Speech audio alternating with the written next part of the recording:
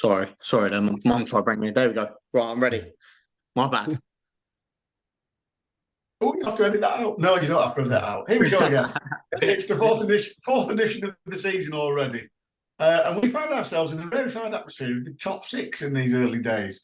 So I'm sat here thinking, well, I probably need oxygen masks. Not been used to this. Joining myself, Paul, and my good colleague Barry Chuckle, today we have our recent signing from Eastleigh Spitfires and Watford, the new number 10 to worship. Welcome along, JJ McKiernan. Thanks for doing this, JJ. Thank you. So where do we start? Well, obviously we always start with the game that preceded this podcast that we did a little feature on last week. Bradford City, Mark Hughes.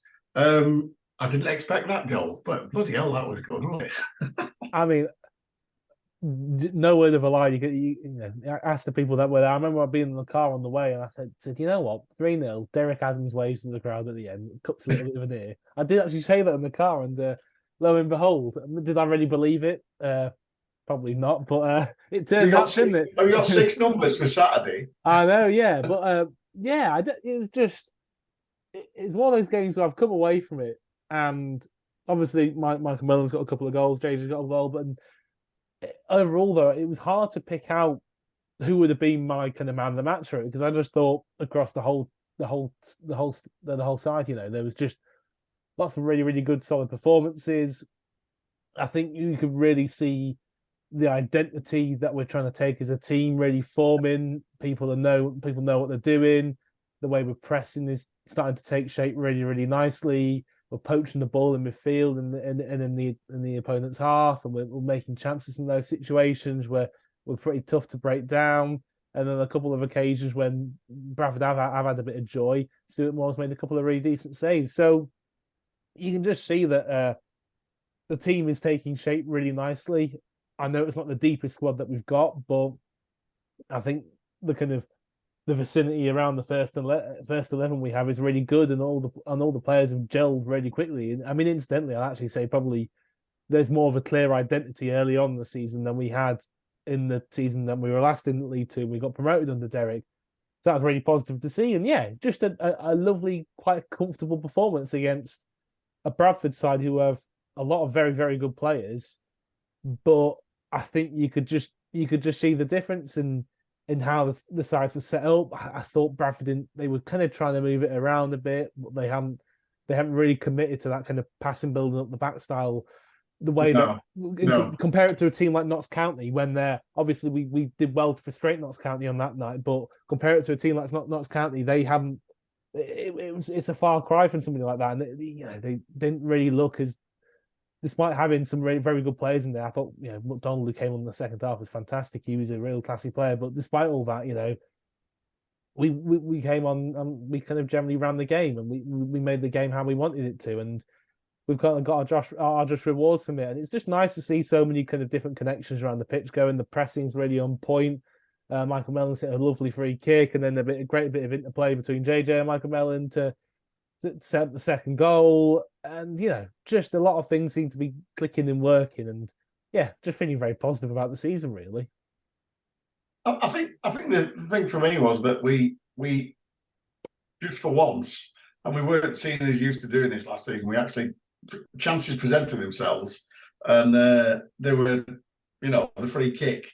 We've never been particularly brilliant at free kicks. Obviously, there's a low percentage rate of what you do, but I was quite impressed with the first 20 minutes. We got a couple of corners and tried a couple of different things. And I thought that just shows we're being quite inventive, trying to just create a bit of space and create a bit of uncertainty, because we weren't just whacking it in there.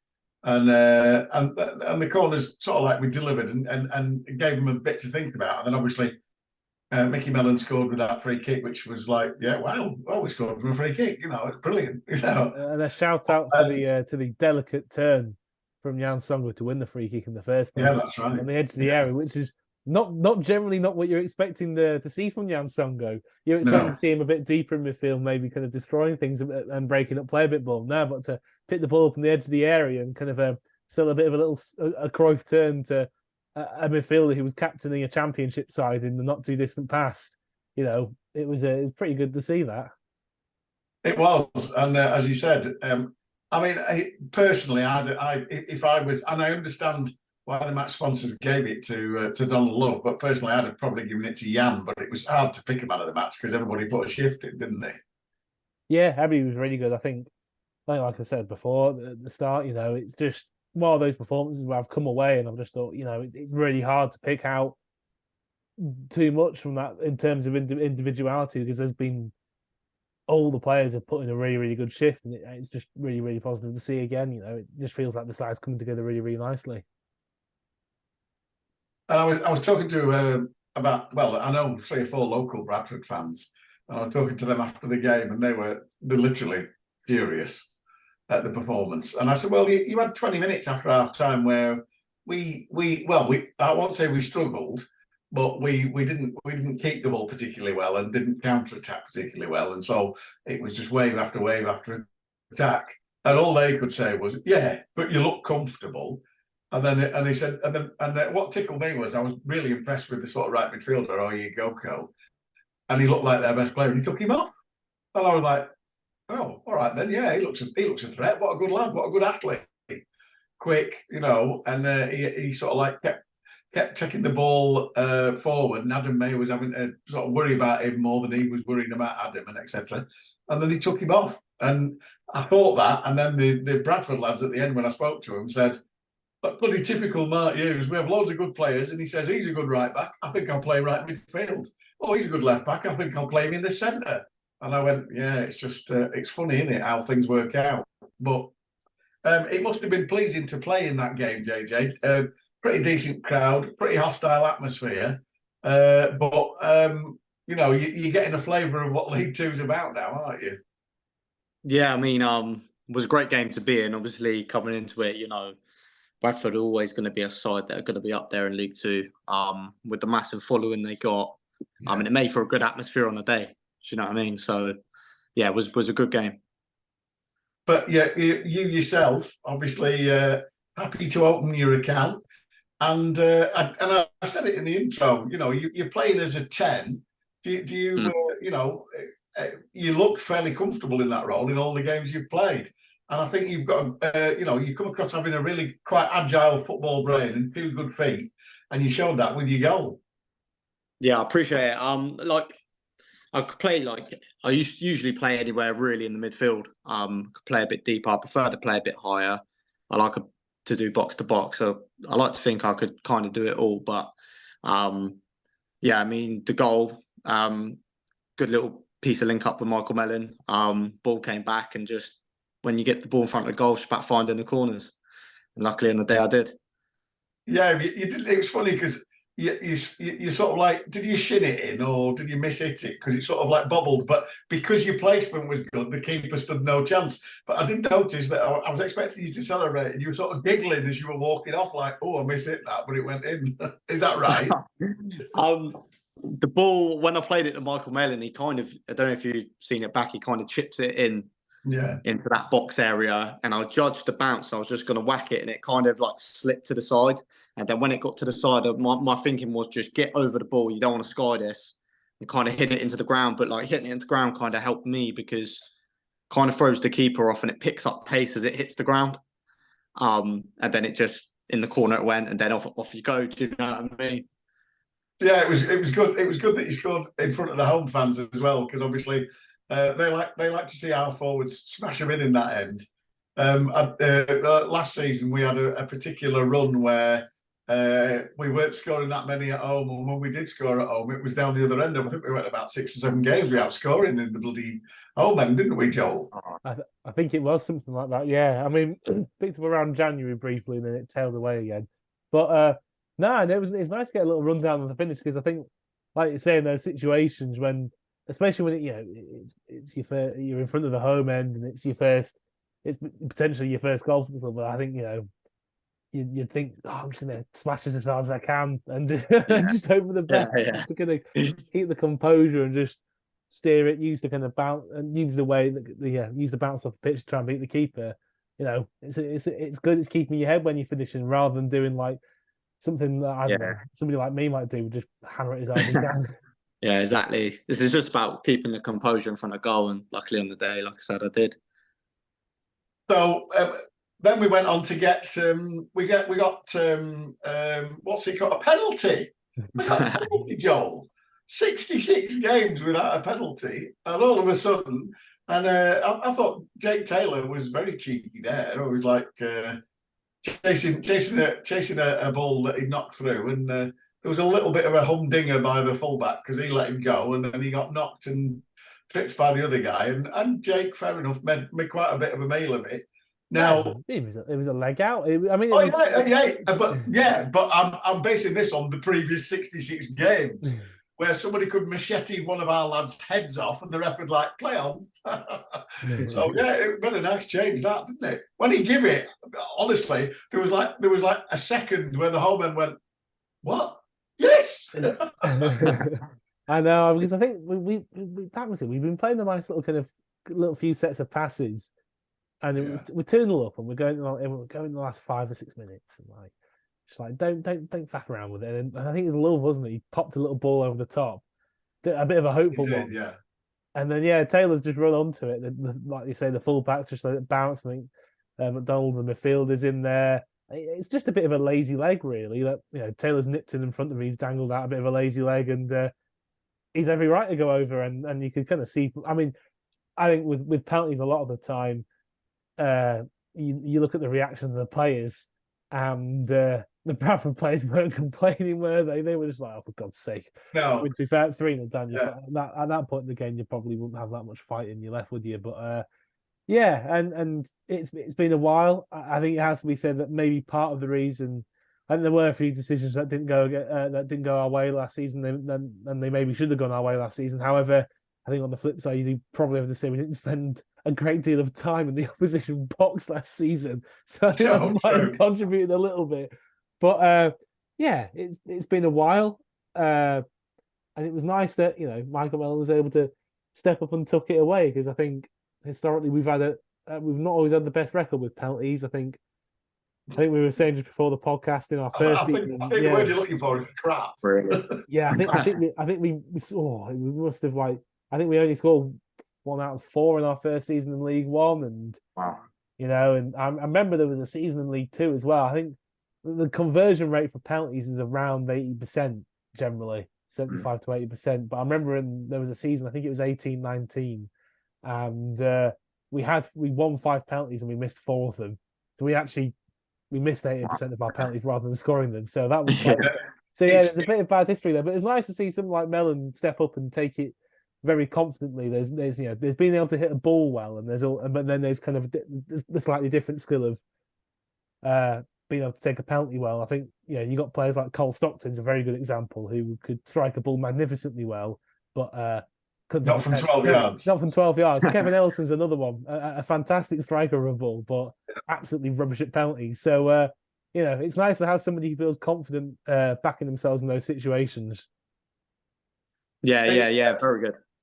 If you go back to season 18-19, we did miss loads of penalties, and I was still doing the commentary then, and I was a couple of people were accusing me of being incredibly sarcastic, because every time we got somebody went down in the box, we were shouting out "corner." We didn't want a penalty because we stand more chance of scoring from a corner. But so with the penalty, were you thinking, I might have a go at this, JJ, or has it been decided Mickey's the penalty taker? I wasn't actually on the pitch at the time. I just you've gone off, haven't you? I think I've just come off, yeah. Yeah. Because I didn't actually see the incident, but I saw we got a penalty with 2-0 up, and when I see Michael Mellon walk over to the ball, I knew it was only going to be one man taking the penalty. So you didn't know he's going to be the penalty taker? He just decided, or? Yeah, I think he just he wanted it. Do you know what I mean? He already got a goal, wanted a brace. Well, to be honest, he probably said, "Anybody fancy penalties?" And probably all our staff went, "It's all right, we don't get them." So that's what I mean. Probably a bit confused, like, oh, yeah. So obviously, 3 points. It took us, as I said in the intro, it took us into the rarefied atmosphere of the top 6, which obviously it's very, very early days. But 2 wins, 1 draw, 1 defeat. a goal difference of +1. That's the thing we're not used to, having a plus goal difference, to be truthful, the last 2 seasons. But from that point of view, is this the start you were expecting, JJ? I didn't know. I come into it. I don't not really know what to expect. I mean, we had. I think someone said to me, the bookies had us down as the hardest start in League Two, and I knew looking at the teams we had, like Walsall, Bradford, Mansfield, and Notts County. I mean, they're 4 very tough games. They're 4 teams that are going to be up there. So, in my thinking was first 4 games, just get as many points on the board, and to get 7 on the board, 7 in 4. I mean, in my eyes, that's a really good start. So hopefully, it's something we could just push on with.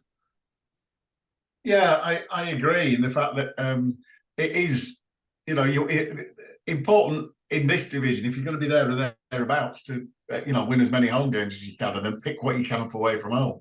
And that's really what we were doing when we got promoted a couple of years ago, Joel, isn't it? Yeah, and I remember there was a very long time as a club we tended to have better away for quite a long time for many years, kind of doing the 2010s. And look, at the end of the day, it doesn't really matter where you pick your points up as long as you pick them up. But in terms of like putting on a bit, look, most of your fans are going to see you at home, aren't they? And that's really ideally where you want to keep people coming back to. And while it technically doesn't matter, it kind of does, because you want to be putting on a good show in front of your home fans. It's going to keep people coming back more. And look, obviously the away form last season wasn't ideal, and it'll need to pick up a bit this season. But we've since the promotion, well, including the promotion season as well, even though there weren't fans there, like the home form has generally continued to be a really good thing. And I think look at what we've done with season ticket sales. I think that has contributed to it as well, kind of having the Mazuma packed out now. And it's just a really nice atmosphere, and somewhere where even last season when we were facing some really, really, really strong sides, I mean, last season in League One was balmy, some of the sides we faced, but they'd come to the Mazuma and I'd back us to pull out a few results. And now down in League Two, I back us even more, and we've seen our 3 home games, we've beaten a decent Walsall side, we've beaten a decent Bradford side, we've held. I know they're still getting into their groove a little bit, but that Notts County side, they're really, really good, and they've got an identity that's firm coming up from the conference. They've got players like Goldrick and Crowley, and we've held them, and they've not really had much of a sniff in front of Goldman as Notts County that game. So to perform the way that we have done at home has been really pleasing to see this season so far. And sorry, JJ, go on. No, I was just saying, I agree with Joel. I think we've been really good at home so far, and it's keeping that form up. There's still a long way to go, but as long as we keep the form up, we'll definitely be in and around there come the end of the season. Well, it'd be lovely to see us in the looking up the ties. Just my Joel knows this anyway, but my paranoia, and this is my paranoia, in the fact that when we were in League One, obviously. Yeah. On the highlights package in ITV, you're always sort of like in the middly bit. But no matter where we were in the league, we were always sort of like nearly always the last on, unless we were playing Sheffield Wednesday or Derby or Ipswich. Yeah. Which is fair enough. And obviously, come Saturday night, I'm thinking, oh, right, we're 7th. And we were still second to last on. I know. I was listening to a couple of podcasts, and we were a bit down the pecking order. I was like, there's narrative here. I don't think people are backing us to have the start that we've had to the season. No. Like JJ said, it's been a really tough start. But actually, just talking of our start, I know Mansfield didn't exactly go to plan, but at the end of the day, I remember after that game, everybody was panicking, and exactly, everybody was kicking off. And I remember just thinking, look, we played, but at that point we played 3 games. We had 2 good performances against Rotherham and Walsall at the time, when we'd had 1 bad performance against Mansfield. It happens. And I was like, what? We've seen enough here, I think, to give us a bit of confidence. And now we're 5 games in, including the Rotherham game. We've had 4 good performances and 1 bad one. Look, bad performance is going to happen, but you've got to keep the big picture, the bigger context in your mind. We can quite clearly see we're a decent team. Obviously, they always say give it 10 games and let's not get too ahead of ourselves. There's a long way to go this season, but I think we are seeing some pretty decent positive signs, which is good. I want to come to obviously there's the Derek Adams the Derek Adams coming on the pitch at the end, and he doesn't normally, he's not particularly effusive with his emotions, Derek. So to see him wander on the pitch at the end and a little fist punch, towards the home end, but then. And I am going to say it, so you don't have to edit it out. I apologise to any children listening, but quality shithousery by Mr. Adams, turning and waving to the away end, grinning like an idiot, waving, and then turning and waving to the away fans sat down. And then he actually did turn around and clapped the Halo Terrace, and then clapped our fans. And as he was walking off, you saw it, Joel, I saw it, looking up at the Bradford director's box and wagging his finger. And I went, literally laughing our heads off behind the goal there. Like, this is just quality. Joel taught me through that. There must be film of it, surely. Yeah, I've seen some footage going around Twitter, and some people have made some quite funny edits of. There's quite a lot. There's a fair bit of footage from the Bradford end from earlier in the day of them seeing some not particularly nice things about Derek. And then it's been edited into a little clip with the goals, and then Derek waving at the fans at the end, which is quite fun to see. But yeah, I remember, like I said pre-match, I did say kind of jokingly, 3-0 win. Derek Adams cups his ear to the away fans. I didn't really expect it to happen, but yeah, it was just great fun to see, And in fairness, actually, I've seen a fair bit of reaction from Bradford fans on social media who've actually said, you know what, fair enough. We spent 90 minutes, saying all sorts at him. So when he comes out with a 3-0 win and gives you a little bit of a wave back, you gotta say fair enough, because that's how it goes in football. You give it, people, seeing a bit of abuse, and if you're going to seeing a bit of abuse, then you've got to be prepared to take it back, haven't you? And he started there in the July. And they sacked him in the January, so he only had he was only there half an hour. So I don't know what he was supposed to do in that time, but there you go. Bradford hiring a manager, becoming very, very quickly irritated with them and sacking them before they've had any real time to kind of build the club in the way that they want them to. That doesn't sound like Bradford. What does sound like Bradford is we were in the Premier League, for 2 seasons 20 odd years ago. Get over it. You're now in League Two, So talk about the crowd, JJ. We haven't got the biggest crowds in the world, but obviously we've sold quite a few season tickets this season. The last time we were in League Two, we sold 600 season tickets. We've sold 2,286 so far, wow. And which is for us is pretty good, because our average crowd the last full season was sort of 2,400. And we're way above that at the moment. So I think it's probably the factor that we've hooked people in, and we've been in League One, and just because we got relegated, they seem to have stuck with us. So you've arrived. Yeah. There's two parts to the question. You've arrived at a good time, because what we've done is Derek's back to youth, you included, and obviously Tom Bloxham, Adam Mayer. Obviously Mickey Mellon, Eli King, etc., etc., etc. He really has. The one person he's brought back from his previous stint with us who got us promoted was Jan Songo, and obviously he had to play on Saturday because obviously Bradford. But from that point of view, you must have got in the dressing room and think, good God, I'm one of the older ones. Yeah, I mean, I've never really had it before. Being one of the older ones, but then again, there are still some older heads like Faz, Jan, Jordan Slew, and then you have the middle-aged ones like Jake Taylor, Max Melbourne, etc. Then you have us younger ones like myself. He's middle-aged at 25. Jake Taylor's younger than me. I'll just say I'm middle-aged. There's always older, middle, younger. Oh God, he'll be listening to this. He'll be listening to Lafayette Bloody Kittens. But yeah, it's weird not being kind of the youngest. I think it's my first club I've been at where I haven't been the young, one or two of the youngest players. So yeah, weird experience. Yeah, but there's a lot to be said for it. And to go back to Jan, and I'll give credit to the Bradford fans. Yeah, you knew. I mean, obviously, our terrace was saying, "Oh yeah, it should be Jan because he's been brilliant today, the man of the match." But you knew when Derek took him off with 5 minutes to go. fair play to every single one of the Bradford fans. They applauded him, didn't they? Really? I didn't actually see it, but Jan that day, it was brilliant, doing everything, getting forward, getting back, organising the team. He organises the team so well. He's a great player to have in the middle park for us. Oh, he's a beast, an absolute beast. We were just to get him back, weren't we, Joel? Yeah, no, delighted. I mean, Derek Adams and Jan Sogo. I mean, what other combination could you possibly want?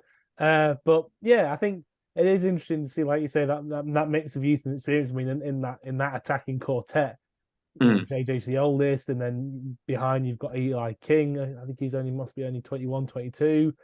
And then you've got Jan, who's early 30s, just ordering everybody about. And I remember actually against Notts County, when he went off with about 10, 15 minutes to go. I remember just looking at the bench. He spent the whole time stood up, shouting at everybody, telling them where to go.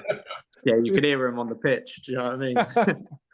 Yeah, it's good. Well, it's good that his voice carries, because you want that from a defensive midfielder, don't you? Yeah, 100%. Especially like when you look at us boys, especially going forward. I mean, you've got Adam Mayer's born in 2003, Mellon's born in 2003, Blocko's born in 2003. I'm 2002. Eli's 2002.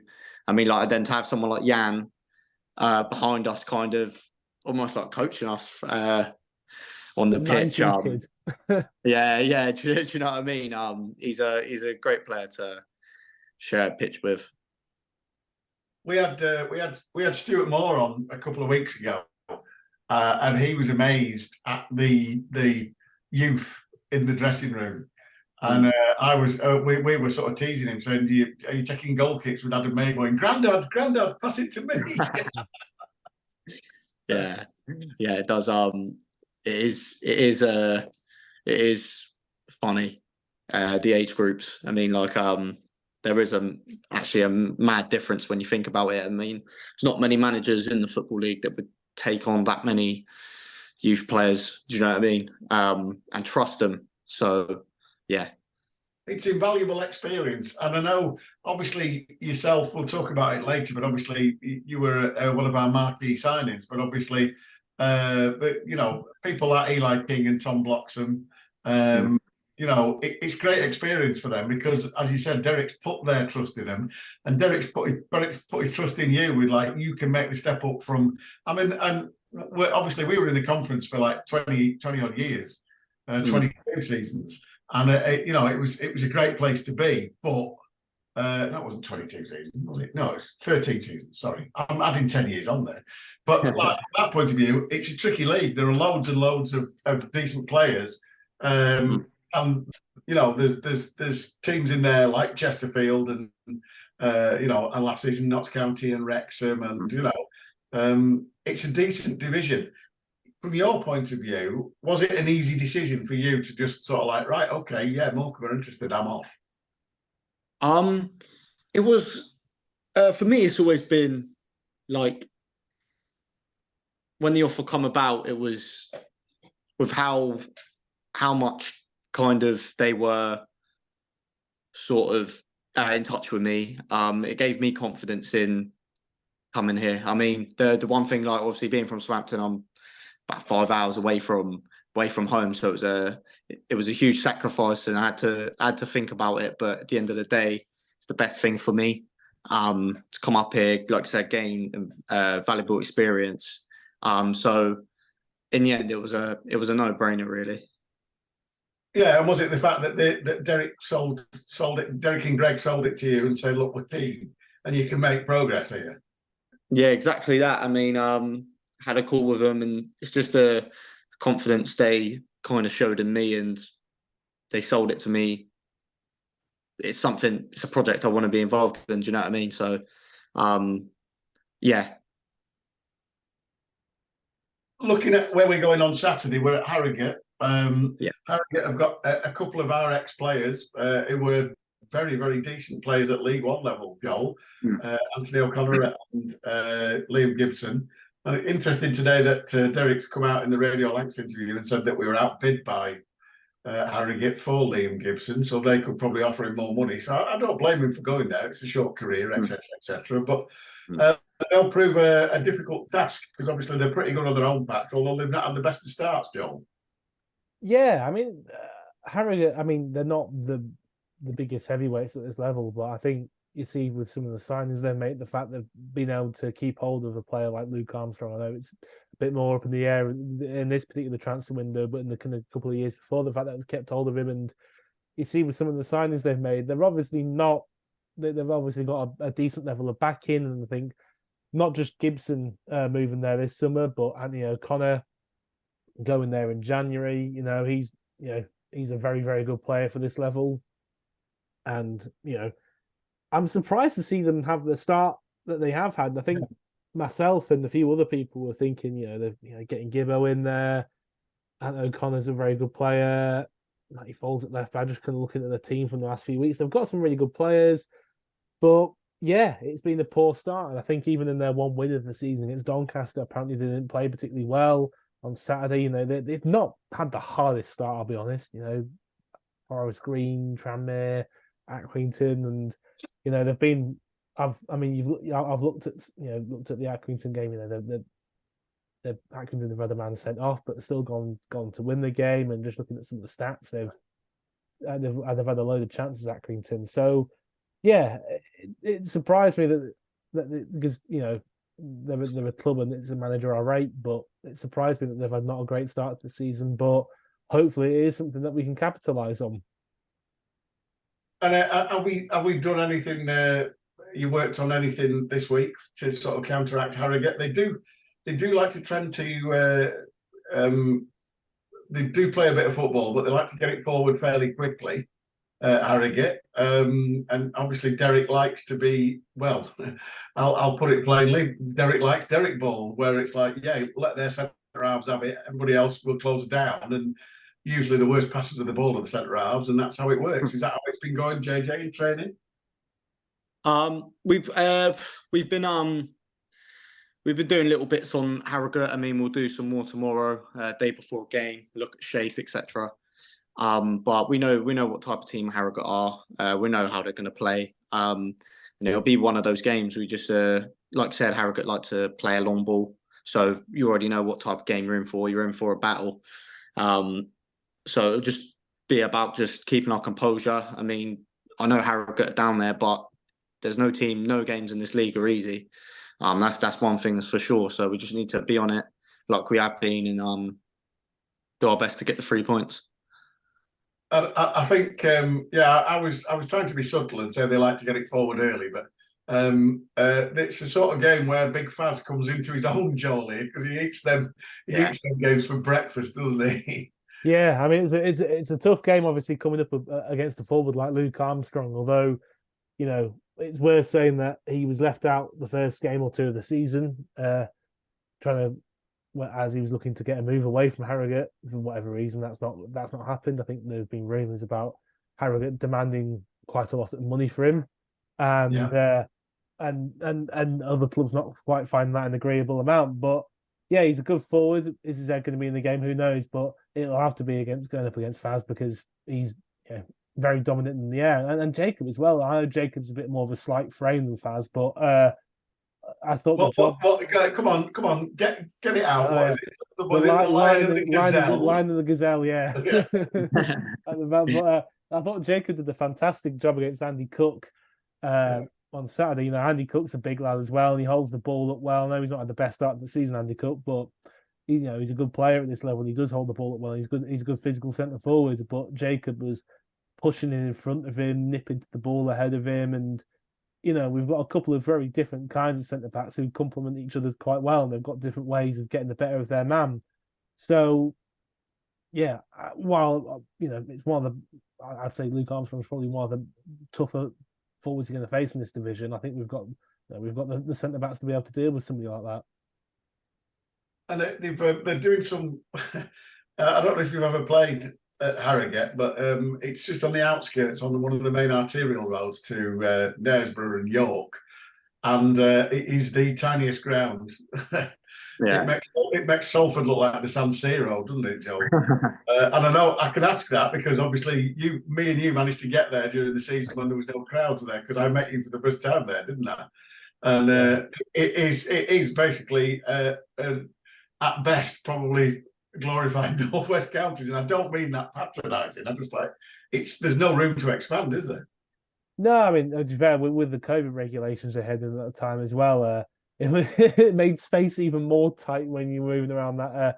I mean, I used to live in North Leeds, so I visited a couple of times before COVID kicked in as well, and it is a nice little ground, and they've shot up the divisions pretty quickly, and I think obviously, as we all know, that they're making expansions to the ground. That's why we've got a reduced allocation, which is nice to see. We've sold out, which we have sold out, which is good to see.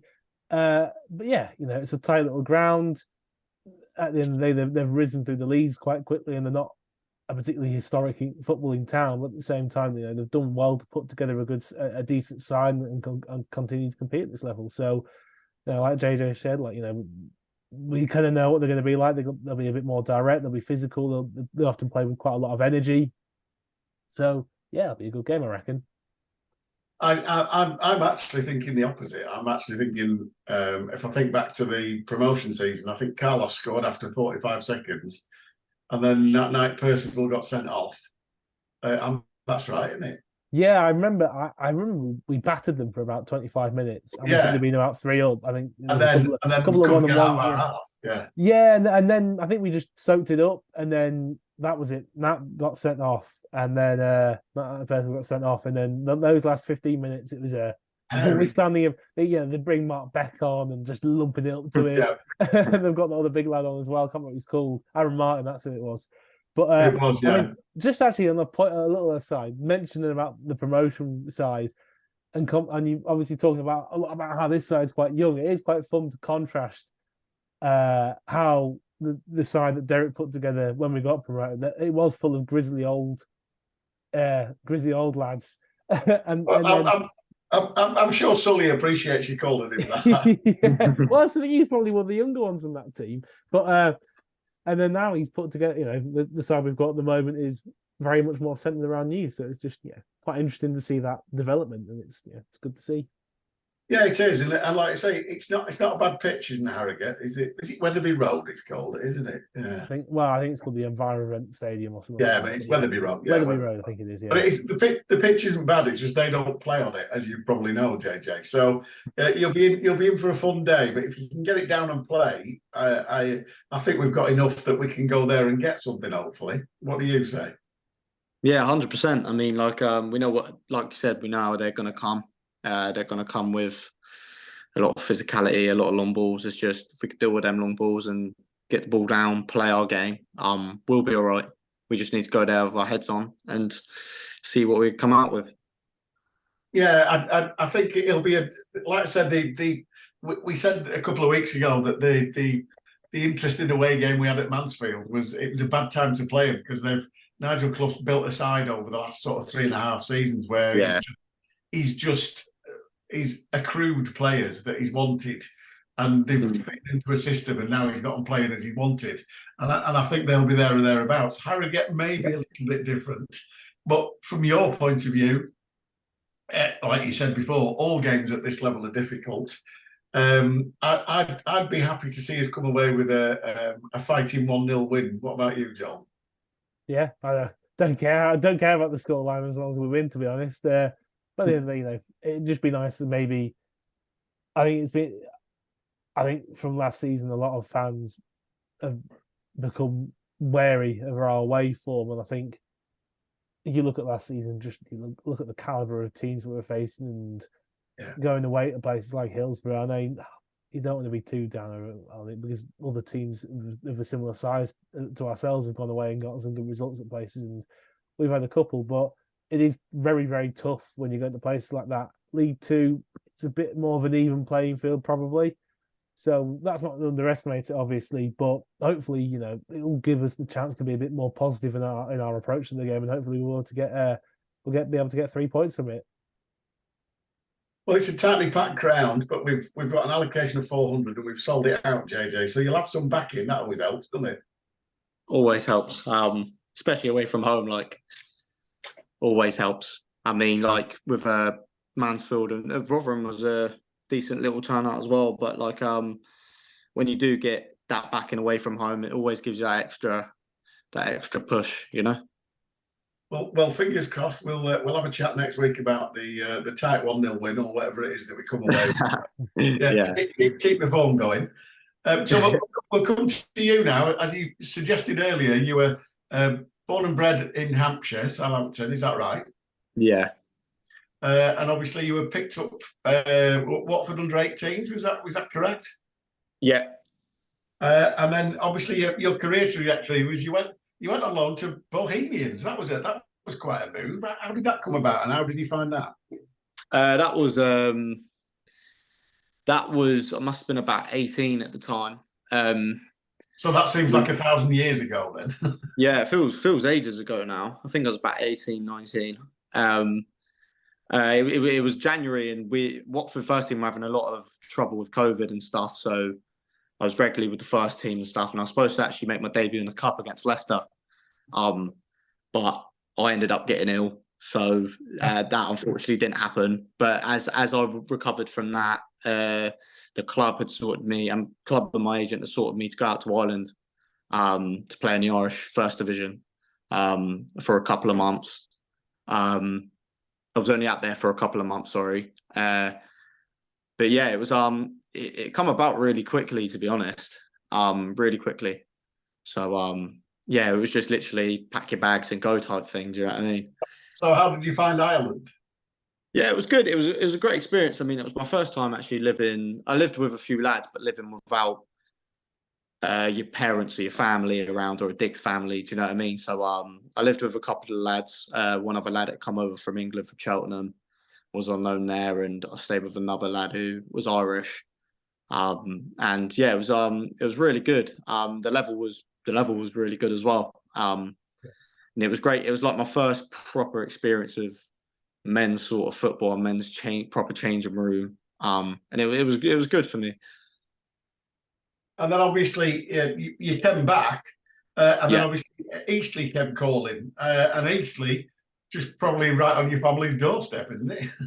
Yeah, I mean, like it's like 15-minute drive, if that, from my house. So it was a weird experience going home. Do you know what I mean? So from that point of view, it was an easy decision to make, because it was like, oh yeah, I can no travelling. That's great. I can walk there. Yeah. It was out of It ticked a lot of boxes for me. The fact they had a small squad, and your first loan's always about getting the games in. You don't want to go to a team with a big squad. I know there was a couple of teams in League Two who were interested in taking me on, but the squads were huge, and it easily ticked a lot of boxes for me, especially as it was only supposed to be till January. So that first half of the season, like I said, it just ticked a lot of boxes for me, and I think it was the right decision. Yeah, you got a lot of game time, didn't you? Yeah, exactly. The gaffer, thankful, had his trust in me. So yeah, it was really good for me. And when you were there, were you actually playing further back than a 10, or were you sort of like, just yeah, so I played. We played either a 4-3-3 or 4-4-2. We played a 4-4-2 a lot of the time. We were quite a counter-attacking team. We like to sit deep, kind of pinch the ball and attack. And I played in the 2, like box-to-box midfielder. So I played a lot deeper last year.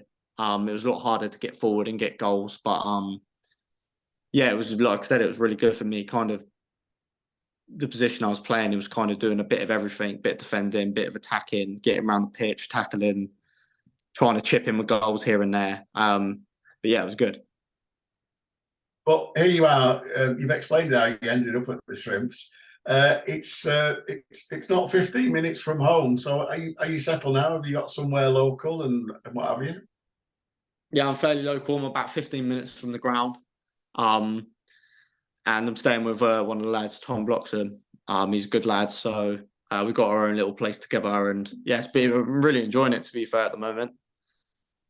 And Tom seems to have settled all right as well, although I think he's still growing, isn't he, at 6'5"? Yeah, he's a tall lad. Well, if he grows anymore, he's going to be a giant, isn't he? If he ain't already. Do you know what I mean? So, yeah. And he's pretty quick as well. I bet he beats you to fringe. yeah, he's quick. He's quick. He's a quick lad. But yeah, he's a good lad. So how you? I alluded to it in the fact how you finding it in the frozen north. To be fair, it's been all right at the moment. It's a bit colder up here, but it's not. Where it's summer, it's not noticeably cold. I'll have to wait till the winter. I heard it snows up here a lot, so it never really snows in Southampton. Well, that's strange you should say that, because Joel will back me up on this, because we're very near the coast and we have the Gulf Stream going past the bay. Snow very rarely falls here. Yeah, It'll fall in the Lake District, but it misses out. Literally, it will literally, if it's not, and local people listening to this will laugh at this, but if you know it's going to snow, it'll rain 20 minutes before, so it just melts, and that's it. Really? I'm of an age where I can remember particular 2006. Oh, the snow stuck. Oh, 1994, the snow stuck. 1980, the snow stuck. I remember the years where it stuck. So yeah. You watch. You've come up here now. We'll probably get 3 months of bloody, 6 foot snow drift probably, but. Yeah. Like I said, they're never really in Southampton. Don't get me wrong. You'll get sleet and stuff, but it never lays. No. The last time it laid was 2018, and then before that was 2012 or something. Right. So yeah, we don't really snow. I'm down in Manchester. It just rains. Yeah, yeah. It's funny that, isn't it? It's like, if you think about it, and I always say this to people, they say, "Oh, we went to Manchester, it rained," and I went, "Now you know why the Industrial Revolution took place in Manchester, because that's that. Basically, if you spin cotton, if it's dry, it snaps. If you've got a humid, wet atmosphere, it doesn't snap. So that's why we ended up spinning cotton. That's it. Those are kind of historical facts that you come onto the ShrimpNet podcast to listen to. Yeah, exactly. Find about this is what people want to hear. Well, like the BBC, we're here to educate and inform. No, that's a sad old getter that I am. But like I say, surprise, surprise, it doesn't snow much here. But you never know. Now you've arrived, it probably has. So how are you getting on? Have your family been to some games yet? Have they been to a home game? Because that's a bloody trip, isn't it? Yeah, to be fair, my dad comes up a lot. My dad likes to come up a lot. Where my brother isn't playing games back at home at the moment, he's on his summer. He's been coming up to as many as possible to to see as many before my brother starts again. So I think he was at the game at the weekend, and he was obviously buzzing to see my first goal. So that was really good. But soon he'll have to start watching him on TV or listening to him. Do you know what I mean? So yeah, well, he's been loving it, but soon it's back to reality. Oh, well, you won't get lonely. We'll keep you company. Joel, have you got? Yeah, I'm sure you have got some better questions than I have. Yeah, I guess one of the things I wonder about is, obviously you've come into the academy system at Watford at quite a late stage compared to a lot of people. And what was that like coming in when you were a bit older and everybody else has been there a few years before you? Yeah, I mean, to be fair, there were a few lads at Watford that come in only a a couple come in a year or 2 years before me. I come in when I was 16, so it was a weird experience. Obviously, at the start, you're going into what was at the time a Premier League team, and yeah, it was a really weird experience for me. With all these there were some talented lads that I got the chance to play with, but yeah, it was just about using every day to eventually develop. Do you know what I mean? So yeah, it was all right. Yeah, I mean, is there kind of because were you playing a bit of non-league football before that point? Is there kind of different kind of things that you learn in the background that you've had that is a bit different to kids who've just been brought through an academy? Yeah, I mean, a lot of the lads that are brought through academies, So I mean, they're comfortable on the ball. They play a lot of sideways football, like they're being taught to play sideways, one touch, move it. But to be fair, at Watford, there was they do allow lads to express themselves. You see it at a few of the London clubs, but like for me, like I learned playing football on the street, sort of, and then like I was doing like stuff with academy lads and that, so I kind of had like a taste in training for it. But yeah, it was good when I went there because I could do a bit of both. And yeah, I'd say there is a difference. There is a difference. I think there's less. You get less chance to express yourselves in academies, whereas when you come through, let's say you come through like a non-league system, there's more expressions. And to be fair, at Watford, we had a lot of lads come from like sort of that have been released at under 14s and played non-league for a couple of years and come back into it, and lads that just went into it, etc. So yeah, it was good. Because I mean, it's interesting hearing you say that, because, and then also hearing you describe the way that Eastleigh played last season, because a lot of that seems to tie in with what Derek Adams kind of wants from his players, and that you've got the more counter-attacking style, but also when you've got the ball, it's well, we've had a few players on before, people like Jake Taylor, Aaron Wilding, years gone by, people who've played in those attacking midfield roles under Derek previously and have been.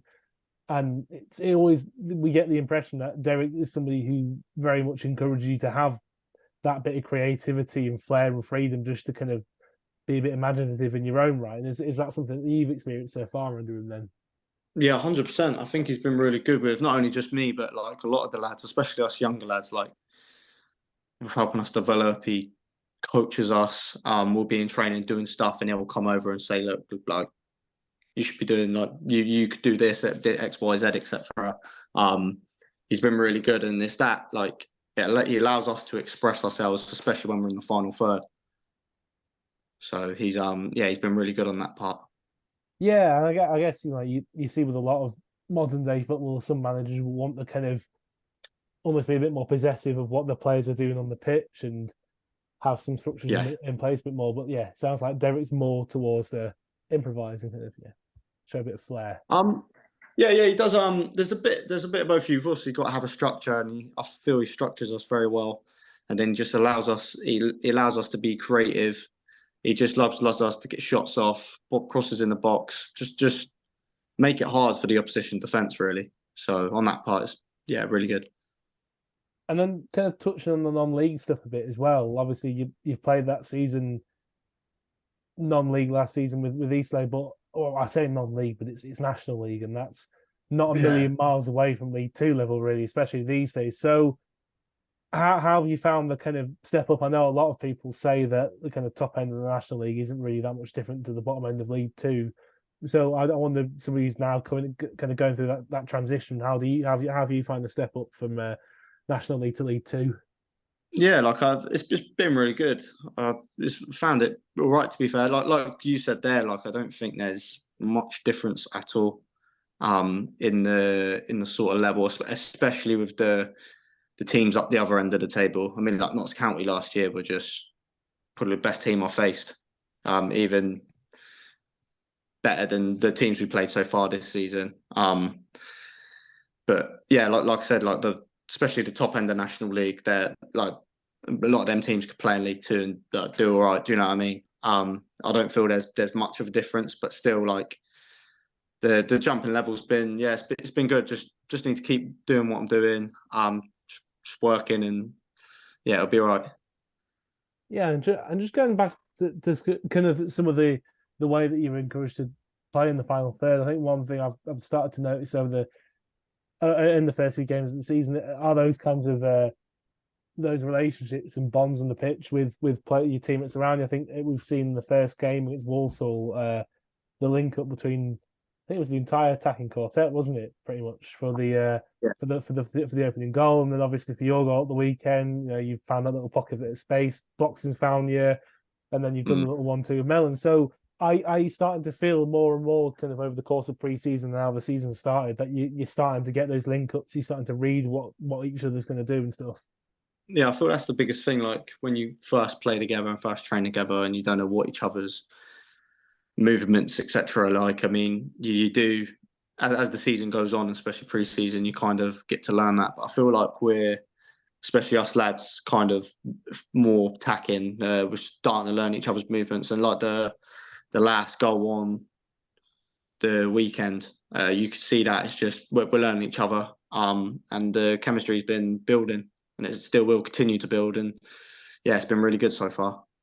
I guess, like you say, as you mentioned earlier, you're living with Tom Bloxham, so yeah, surely that can only help build up the relationships a bit further.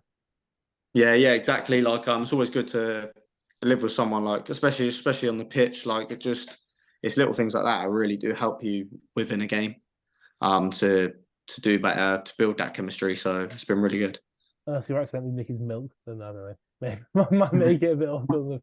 Yeah. Do you mind if I turn the light on real quick? Sorry. Yeah, no problem.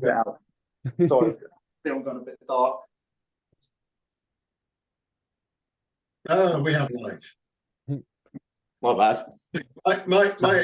My experience of sharing with mates is that there's always one of you that dips out and buying bog roll. So is that you or Tom? To be fair, like when I first moved in here, I bought loads, so we haven't really need to stock up yet. Well, there you are. See, these are the interesting questions that I ask. See, my experience of living with mates was playing kitchen football quite a lot of the time, but being people who weren't professional footballers, that would end up in resulting quite a few light bulbs and cafetières and glasses and things being broken. But I imagine it's probably a bit safer when you're actually good at football. Well, like, yeah, we're top floor, so it's a lot of banging. We've had someone come up already, so stop us, like, asking us what's going on. Like, do you know what I mean? So, yeah. So my final question is: we're 5 games in. You've scored your first goal, so all things are going well. What is happening with all these yellow cards going around? You've had 2. Yeah, I know.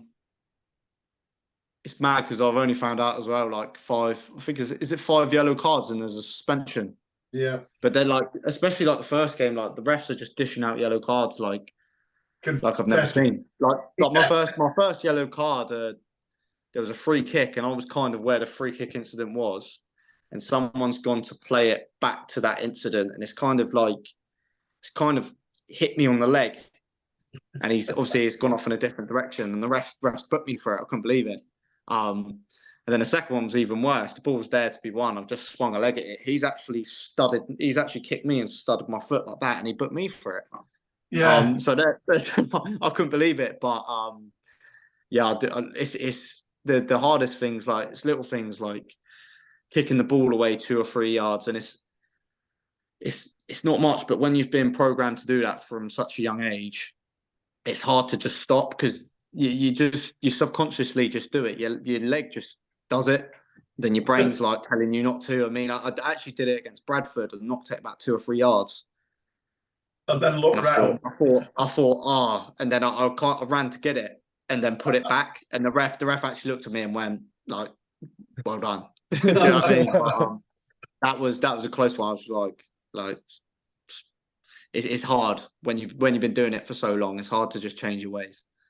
The only thing I'll say is that we discussed this on the first podcast we had after the Walsall game, was that we haven't got the biggest of squads, and the impact will come when we've got a couple of injuries and a couple of suspensions, and that is inevitably going to happen because we're just amassing yellow cards. I think the Walsall game, I think it was 10 yellow cards or something like that. 11, weren't there? Yeah, it's ridiculous, and it hasn't actually got any better. And apparently the ref we've got against Harrogate has dished out in 5 games. He's dished out like loads and 5 reds. Right. So it's like, oh God. Harrogate will get a few.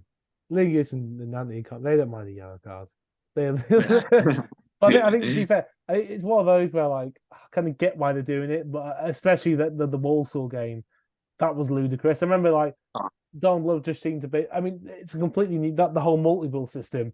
Yeah. I mean, maybe JJ. I don't remember seeing it, but I heard about that. It looked like he just genuinely wasn't quite sure which ball to use, so the referee ran over and booked him, and it's just like, Why? There's no need. And it does seem like they've eased up a little bit since the first weekend. Yeah, they've eased up a little bit. I mean, even in the Charity Shield game with Arsenal and City, like they were just dishing it. I think they're trying to make an example. I think it will calm down a little bit, but especially that first week of games. Like if you look at all the games, like everyone was getting yellowed for something, and I bet it was something stupid. You know what I mean? Yeah, and obviously that the Walsall game they added sort of like 6 minutes on the first half, 11 minutes on in the second half. So it was like crying out loud. Yeah. That's calmed down a bit as well, hasn't it? Yeah, that does need to calm down because like over the course of the season, you'll probably end up in minutes. You probably end up playing an extra 3 or 4 games, and it's something like small squads like us we don't need. No, I mean, an extra minute. So hopefully that calms down a lot more. I think it has calmed down the last few games. I saw we only had 1 minute at a time in the first half, so that's an improvement. Do you know what I mean? So yeah, there were people in the Halo Terrace against Walsall joking that, well, I'm at work on Monday. At what time we finish? It was like 5:05 when he blew the final whistle. It was like, man. Sports reports already started. You know, you can't read the results out at 10-5 anymore. But there you go. Right, Joel, we've arrived at, probably the time to talk about the trust and anything you want to talk about. Yeah, I think just a reminder about the AGM, obviously coming up on the 7th of September in the local choice suite. That'll be at the club. I think that's starting around 6:30, 7 o'clock. Obviously, keep an eye on Facebook and things to just get that confirmation of that in the kind of weeks prior. And also membership packs. I know a few people have been asking about those. Sorry, my voice is going. But yeah, they're pretty much ready now, and we will be starting to distribute them. Obviously, sending them out via mail, and they'll also be available at the Salford home game. We're hoping to have a bit of a stall outside the front of the ground. We're just waiting on getting all that sorted with the club, but I think that should be okay. And they'll also be available at our AGM on the 7th of September as well. So they'll be with people very soon, hopefully. Right, so we will be back next week. I've got a final question for JJ, and it's the traditional one that you always ask at number 10. Do you have a target that you set yourself for scoring goals and assists this season? Yeah, I mean, like, I want to try and you don't have to tell us what that target is, but you have got one. Oh, yeah. Going to be playing more forward this year. I mean, last year I managed to get 5 from a fairly defensive position. So I want to try and get, if I'm going to be in the box more, shooting more, I'd like to get more than last year for sure. Right. Hopefully. Yeah. So you don't have to tell us what it is, but I just I just wondered because how tall are you? I'm just below 6'2", so about 6'1". Yeah, I was going to say because obviously you're not the smallest of tens tend to be Teddy Sheringham was a 10, sort of like 5'11" and good with it. You've got quite good feet for a big man, haven't you? Oh, thank you. I think I've always been really small. I shot up when I was about 16. I was really small and slim. I used to get thrown about, but obviously where I used to get thrown about, I had to be good with my feet. And then when I shot up, I kind of developed very well as a player. Just seemed to take off a bit. So I think that could be a reason. But yeah, I appreciate that. But if you're just less than sort of 6'1.5", shall we call it? Do you fancy yourself with your head? Yeah. I scored 2 headers last season. I scored 1 in pre-season. I don't mind a header. But I need to get my head on the ball, don't we? So we'll see. We'll see what happens. Yeah. You'd be telling Tom Bloxham to pick you out a bit, then, don't you? Exactly. You say. I all aim for Faz, don't they? Yeah, I bought the load of bog rolls. Get that crossing early. Listen, thank you very much, JJ. Thank you very much. It's been a pleasure. When you go back in the dressing room, and I know Stuart Moore came on a couple of weeks ago, and he car shares with Faz. And when Faz came on last year, we couldn't shut him up, and he loved it. So I hope you'll come on again this season and tell us how you're doing. And he loves the chat. We can chat about this marvellous goal in the 3rd round of the FA Cup that you'll score. etc., etc. But when you get back to him, tell him, "Oh, you need to go on that. Them lads are all right." And hopefully, because obviously it's difficult for us because we get to know people and people listen to this to get to know you. It's a catch-22 for us because obviously we get to know people and then half the squad disappear. We've got to start all over again. So we'd like you to come on again. Would you come on again? Yeah, that's fine. Yeah, brilliant. You'll do for me. So this has been ShrimpNet episode 4, podcast number 4 of the season. I repeat, we're 6th. Get the oxygen masks. Will we still be there? Will we be higher? Tune in next week to find out.